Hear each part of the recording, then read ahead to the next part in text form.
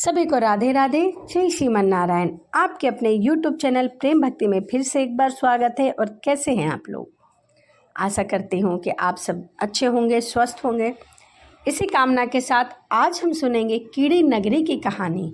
तो चलिए मन में श्री हरि और माता लक्ष्मी का ध्यान करते हुए कहानी को सुनते हैं। एक गांव में एक बुढ़िया माई रहती थी। उसके 2 बेटे 2 बहुएं थी। बुढ़िया माई भगवान श्री हरि विष्णु की परम भक्त थी। अपना जीवन दान धर्म पुण्य का सभी कार्य करती थी, परंतु बुढ़िया माई कभी भी मंदिर और सत्संग या फिर कोई तीर्थ स्थान पर नहीं जाती थी। एक बार गांव में भागवत कथा हो रही थी। बेटे ने कहा, माँ सारा दिन घर में बैठी रहती हो, आप मंदिर में भागवत कथा सुनने क्यों नहीं जाती? बुढ़िया माई ने बेटे का मन रखने के लिए हाँ कह दिया। आज जाऊंगी, परंतु नहीं गई। ऐसा करते करते 6 दिन की भागवत कथा बीत गई, क्योंकि बुढ़िया माई जाना ही नहीं चाहती थी। वह सिर्फ घर में ही रहा करती थी। बुढ़िया माई ने बेटे से कहा, माँ आज तो अंतिम दिन है, आज तो कथा में चले जाओ। बेटे की ऐसी बात सुनकर फिर बुढ़िया माई ने हाँ कह दी और सारा दिन घर के काम काज में लगी रही। बुढ़िया माई ने जाते जाते इतनी देर कर दी कि अंतिम दिन की भागवत कथा भी समाप्त हो गई। वह अंतिम दिन की भागवत कथा में भी नहीं गई। भगवान श्री हरि विष्णु सन्यासी का रूप धारण करके बुढ़िया माई के पास आए और बोले कि बुढ़िया माई तुम कहाँ जा रही हो? तब बुढ़िया माई ने कहा कि मैं तो भागवत कथा सुनने जा रही हूँ। तब सन्यासी रूप धारी भगवान श्री हरि विष्णु ने कहा, अब इतनी देर से क्यों जा रही हो? वहाँ की तो भागवत कथा समाप्त हो गई है, अब कोई कथा नहीं हो रही, वहाँ जाकर क्या करोगी? तब बुढ़िया माई ने कहा, अब घर से निकली हूँ तो वहाँ जाकर ही आऊँगी। तब सन्यासी रूपधारी भगवान विष्णु ने कहा कि अब कथा समाप्त हो गई है, भक्त लोग भी अपने अपने घर चले गए हैं, प्रसाद भी समाप्त हो गया है, तुम वहाँ क्यों जा रही हो और क्या लाओगी? तब बुढ़िया माई बोली कि कुछ नहीं बेटा, मैं वहाँ से एक ईंट उठा लाऊंगी।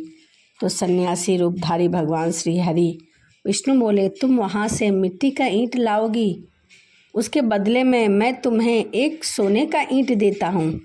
बुढ़िया माई ने ईंट ले ली और घर की तरफ वापस चली गई और विचार करने लगी कि यदि यह ईंट को घर लेकर जाऊंगी तो बेटे बहू झगड़ेंगे।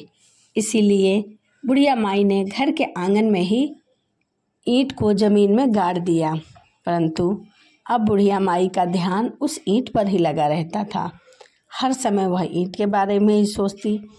खाने पीने घर के काम करने में सदैव बुढ़िया माई अपना ध्यान कम लगाती और सोने के ईंट पर ज़्यादा लगाती थी। अब तो बुढ़िया माई का पूजा पाठ पर भी मन नहीं लगता था, उसका मन तो सिर्फ उस ईंट पर लगा हुआ था। तभी बेटे बहू ने पूछा, माँ पूरे दिन घर के आंगन में आप क्या करती रहती हो? तब बुढ़िया माई कहने लगी कि मैं यहाँ से आने जाने वाले को देखती रहती हूँ। एक दिन बुढ़िया माई मर गई।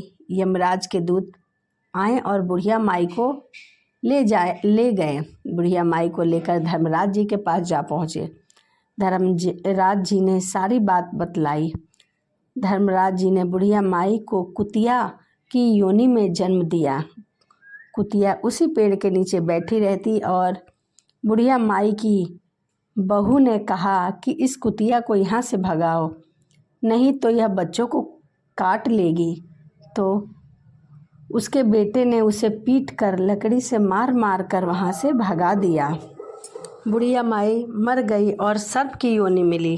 आंगन में सर्प को देखकर बेटे बहू ने किसी को काट लेगी, किसी को डस देगा।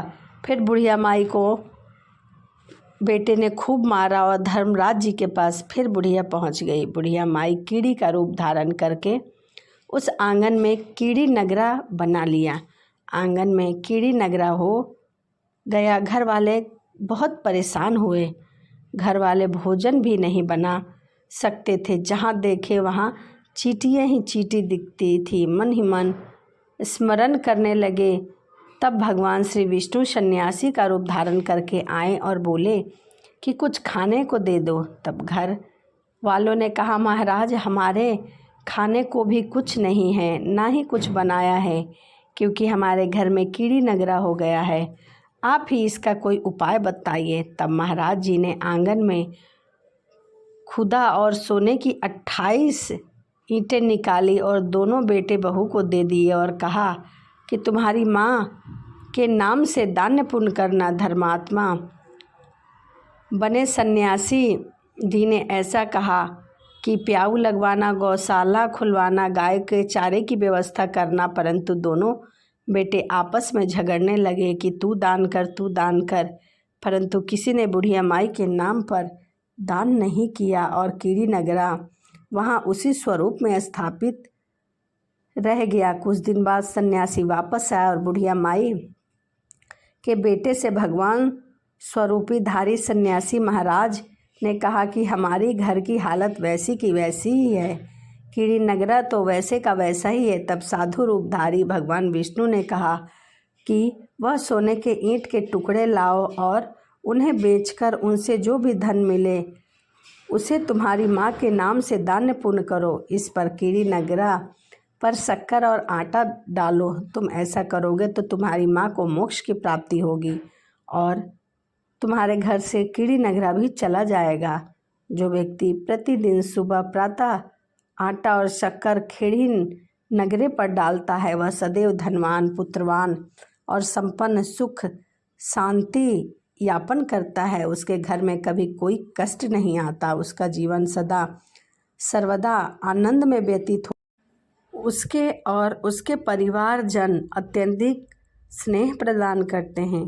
कीड़ी नगरा प्रतिदिन खींचने से जुड़ी रहती है और दान पुण्य धर्म कार्यों में रुचि लगा रहता है। तो यह कीड़ी नगरा की कहानी थी। वीडियो आपको कैसी लगी कमेंट ज़रूर करिएगा। तो इसी के साथ वीडियो को यहीं समाप्त करते हैं और आपसे मिलते हैं अगली वीडियो में। सभी को राधे राधे। जय श्रीमन नारायण। हरे कृष्णा।